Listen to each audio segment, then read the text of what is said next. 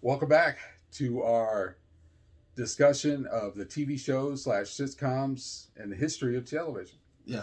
And we're going to do one. We've done a video like this before. We're going to pick an animated one, and then we're going to kind of go for the drama, dramatic comedy, romance, comedy kind of thing. Right. Yeah. So you want to kick it off? Yeah, sure. I'm going to go with my drama comedy, early 80s into the late 80s, early 90s, Wonder Years. Oh, nice.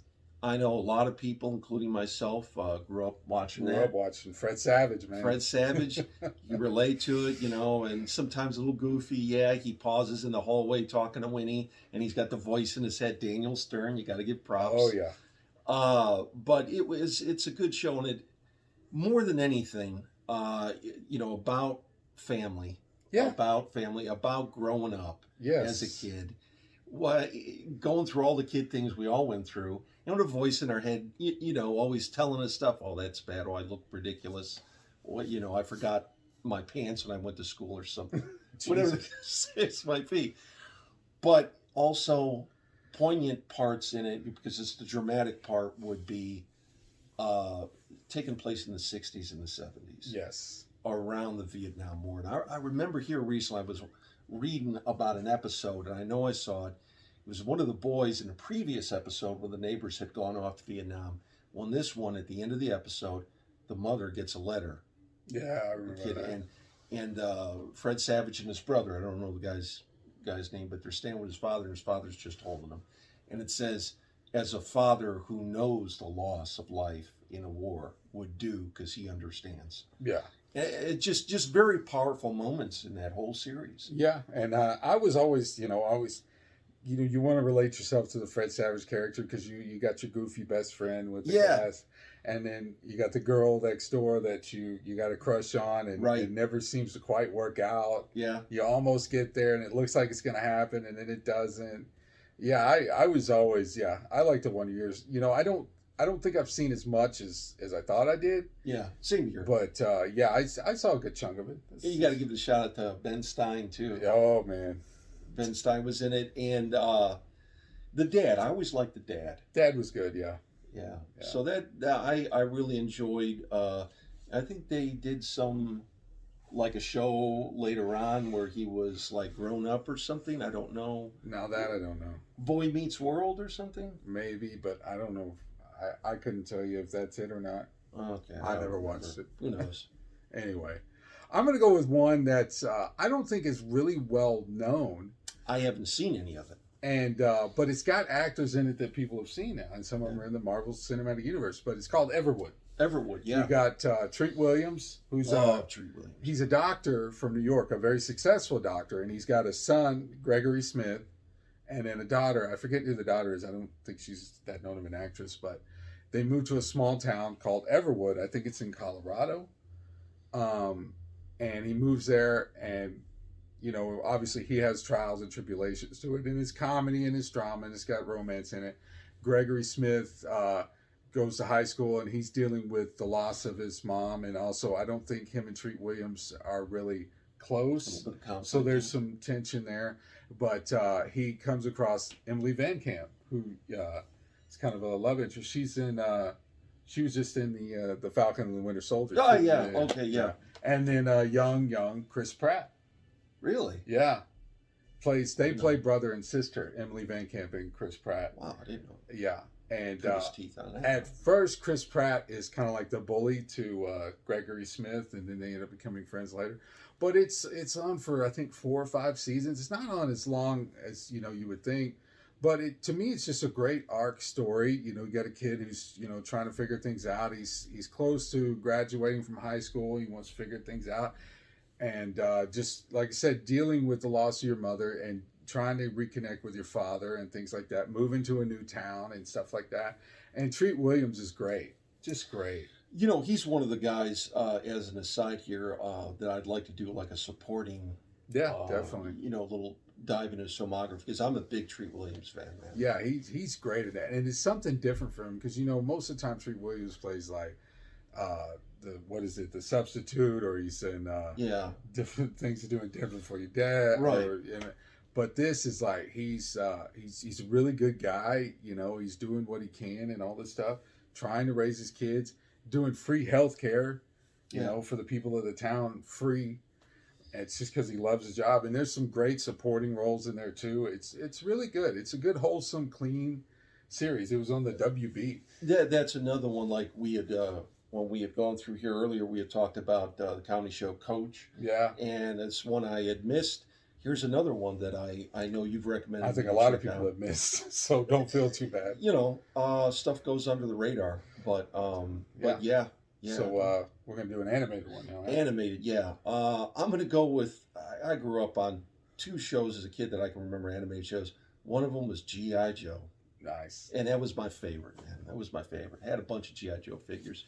I couldn't really get into that. I was a big G.I. Joe fan, but it just never was. I never really came across it for some reason.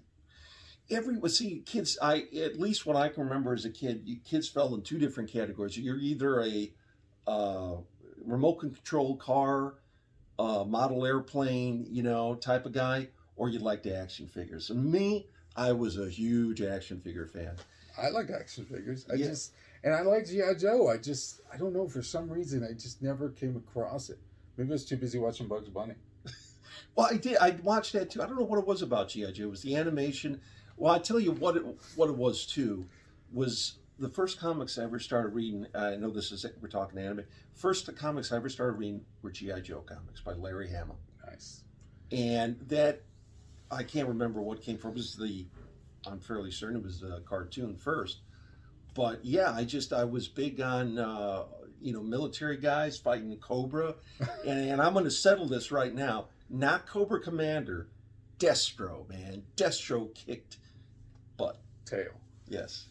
Cool. How long was it on? It was on a good while, wasn't it? I think, was it 3 or 4 seasons?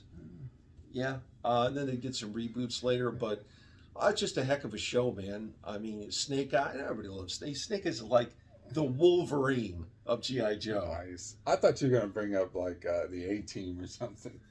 No, I just G.I. Joe was, and they did a G.I. Joe movie in like '88. Yeah. And Burgess Meredith played Globulus. I think I remember that. Yeah, and then the Cobra Commander got turned into a snake. Once a man, I was once a man. Great. Yeah. Destro kicked his butt. Tail. Awesome. I'm going to bring one that came out in the early 90s, and it was only on for 4 or 5 seasons, and I found out later the voice actor said that because the writers didn't want to come up with new material, and they have an abundance of it. Yeah. 60 years. And they're supposed to revive it, actually. Yeah. But Batman the Animated Series. Oh, man. Early 90s, man. Legendary. Kevin Conroy. Yeah. Mark Hamill. Yeah. Oh man, and they still use most of those actors to this day. Yeah. And they brought all these villains in, like Clayface, Black Mask. Obviously the Joker was a big part of it. Two-Face, Mr. Freeze, these guys, the Penguin. Man-Bat, Bat. Did they bring Batgirl in? I think they brought it in late. Yeah, because it was Gordon's daughter. Yeah, and then you had Robin. Yeah.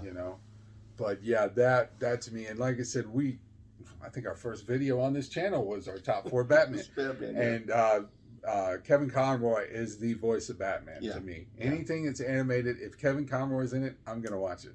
If he's not in it, it depends on the story, I might watch it. So Mark Hamill is the Joker. It's not, what's his name, man, that our buddy Daniel brought up? Oh, yeah. Larry Storch. Thank God you brought his name up, otherwise he'd kick us in the head again. Larry Storch. But yeah, the animated series, oh man, I remember afternoons in elementary school, I'd get out of school and I'd go to my grandparents' house and get a snack, and it would come on at 4 o'clock every day. The WB, right? The WB. Yes. Oh man. And then when you get older, you're like, man, it would be nice to see a little more edge to this. And that's when the perfect timing came out with those Arkham Asylum, Arkham City video games. Yeah. You had a little more edge to it with the same voice actors.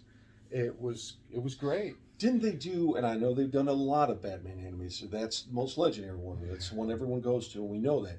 They did Batman Beyond, didn't they? Yeah. I never got into that because to me, I'm a Bruce Wayne Sure. Bruce Wayne's the Batman.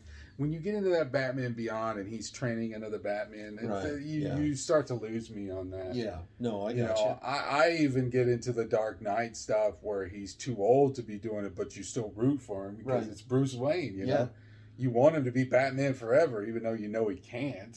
Well, and you know, not the movie Batman Forever. You want him to play Batman forever. Yeah.